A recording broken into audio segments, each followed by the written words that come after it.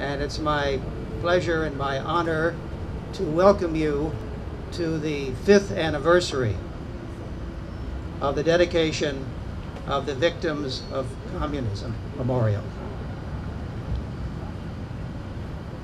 If I may, I would like to ask you to rise and stand for a moment of silence to the victims of communism.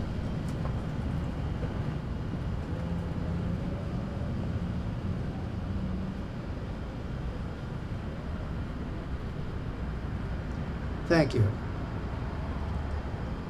Please take your seats. Exactly 5 years ago, on this busy triangle of land, in view of the U.S. Capitol behind me, we dedicated the Victims of Communism Memorial. It is the only memorial in the world to the more than 100 million victims of communism. Accepting the memorial on behalf of the American people, President George W. Bush said, "It is fitting that we gather to remember those who perished at communism's hands and to dedicate this memorial that will enshrine their suffering and sacrifice in the conscience of the world." Our keynote was delivered by the always eloquent Representative Tom Lantos, who passed away less than a year later. But we will hear later from his wife and longtime partner, Annette Lantos, who was no less eloquent when talking about the importance of remembrance and the need for vigilance in the preservation of liberty. Over the last 5 years, dozens of national leaders from around the world have visited the memorial to lay a wreath and pay their respects to the victims of communism in their country. In addition, many American ethnic communities, Chinese, Vietnamese, Cuban, and others, have come here to light a candle and say a prayer for those who died because they bravely resisted tyrants like Stalin, Mao, Castro, Pol Pot, and Kim Il-sung.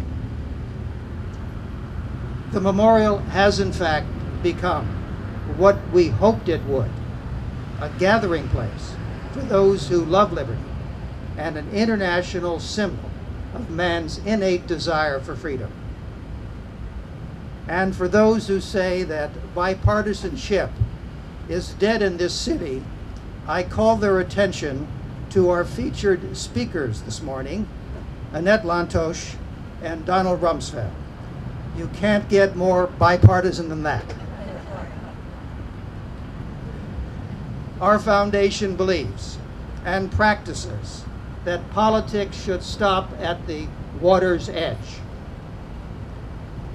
I'm pleased to report that our online Global Museum on Communism, launched in 2009, continues to attract visitors from around the world. It's the only museum on the internet that tells the story of communism from Marx to Mao and beyond. It has had nearly 125,000 unique visitors from 181 countries, including China, Vietnam, and Cuba.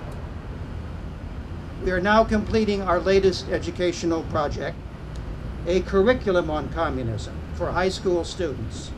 It's a dynamic, interactive 10-lesson plan for teachers to help them instruct their pupils about the history, philosophy, and legacy of communism. The plan makes full use of the online Global Museum on Communism and will begin marketing the curriculum to public, private, and home schools this fall. But that's not all. From the beginning, our foundation has discussed the possibility of a bricks and mortar museum in Washington. Now, many have applauded the idea, but until recently, no one stepped forward with the necessary, tangible support. I am pleased to announce this morning that Prime Minister Viktor Orban of the Republic of Hungary has made a major commitment enabling us to start planning seriously for an international museum on communism in Washington, D.C.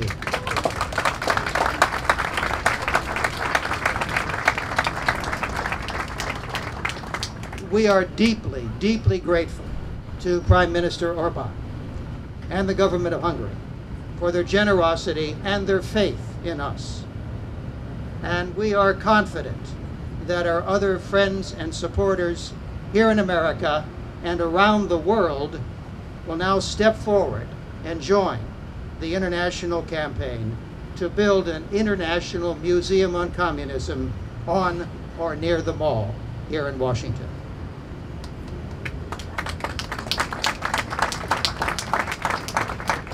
But ladies and gentlemen, our Jewish brothers and sisters understand what's at stake. They understand that history must not be forgotten, lest it be repeated. They keep reminding the world of the Holocaust, crying, "Never again." Even so, we cannot, we must not, we will not forget the victims of communism or their sacrifice. And let us all pledge that never again will we allow so evil a tyranny as communism to terrorize and subjugate the world. Thank you.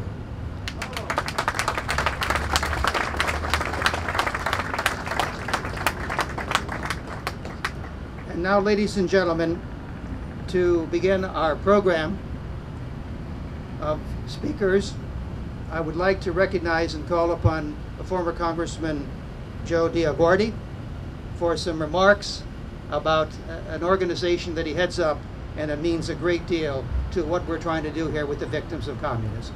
Mr. DioGuardi. Thank you so much. Thank you so much.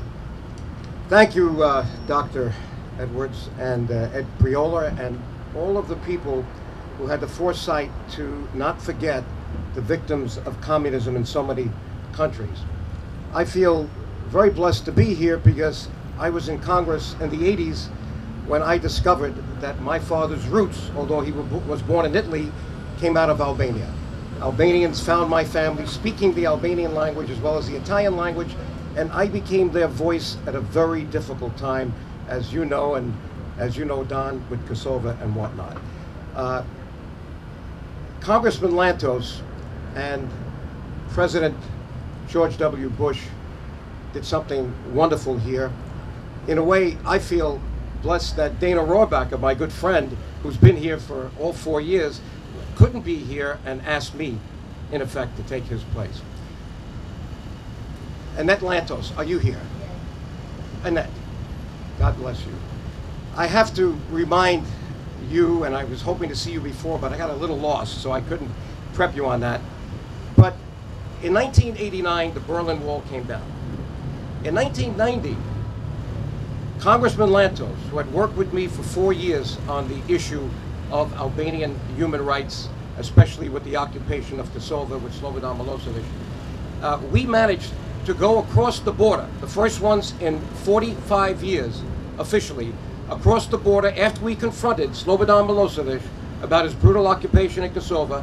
We went to Tirana, the first ones in 45 years. Little did I know that Congressman Lantos had already been at the CIA and they wanted our embassy back and we had to go there and visit it. I didn't know why until we came back. But Congressman Lantos, as eloquent as he was, I have to repeat his words. He confronted the successor to the most brutal communist dictator the world has known, at least to the Albanian people, Enver Hoxha. And he turned to Ramiz Alia and he said, the Berlin Wall is down. And yet you still have this wall of communism separating you from the Albanian people. Tear this wall down. And that was early June 1st, 1990. Within weeks, Albanians were running to the embassies for asylum. Within a month or two, a boat loaded with thousands of Albanians came from the port of Durrës, Albania, into Italy. That was the beginning. We started a movement on that. It was history. Now I'm going to ask you to join me, and I don't know where the Albanian ambassador is. He told me he would be here, but I believe he's here with his staff, and I'm going to appeal to Ambassador Galanci to start another movement It's been 22 years, and the Albanian government has not apologized to the thousands of people in the worst internment camps other than the Nazis. There has been no Truth and Reconciliation Commission. There hasn't been an opening of the communist archives. There's a lack of trust. The Albanian word besa, which means trust, it's from the ancient code. That trust was broken by Enver Hoxha after the Albanians fought against Mussolini's fascists and then the Nazis. And then they were delivered into the hands of a psychopathic leader, Enver Hoxha, who tortured them, killed them, took away their communal spirit.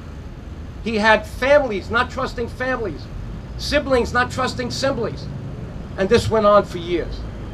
There needs to be some redress, and I'm hoping that 22 years later, the Albanian government will get the message that if they want to become part of Europe, and they're not there yet, Romania is part of Europe, Croatia is, Slovenia is, Serbia is on its way. Where's Albania? You need to build a bridge back to the people, build the trust that was there for centuries, Mr. Ambassador, Prime Minister Berisha, so that Albania can be fully a part of Europe. Today we have with us two of the people who spent over 10 years in the worst prison, Spac and Pelham Lumai, are you here? And Raymond Seiko. I know they're on their way down, but they were going to come and be here with us as well. So with that, I would say that this is a marvelous opportunity. Let me just close by waving this to you at the reception. I have enough copies of this book. You'll see the Albanian flag and the Israeli flag, because it's the Albanian people. I don't say it. Israel has said it. The only nation in Europe that saved every Jew in Albania, 400 families that were there from the burning of the Second Temple and the Spanish Inquisition, and 2,000 more who made it across the border from Yugoslavia, where they couldn't trust the Nazis, but they could trust the Albanians in Albania. And also, Shirley Cloys, my wife, is here. She wrote a seminal article on not only the protracted fall of communism in Albania, but denial of memory. We have copies of that if you're going to be at the reception. God bless you all for being here. Thank you.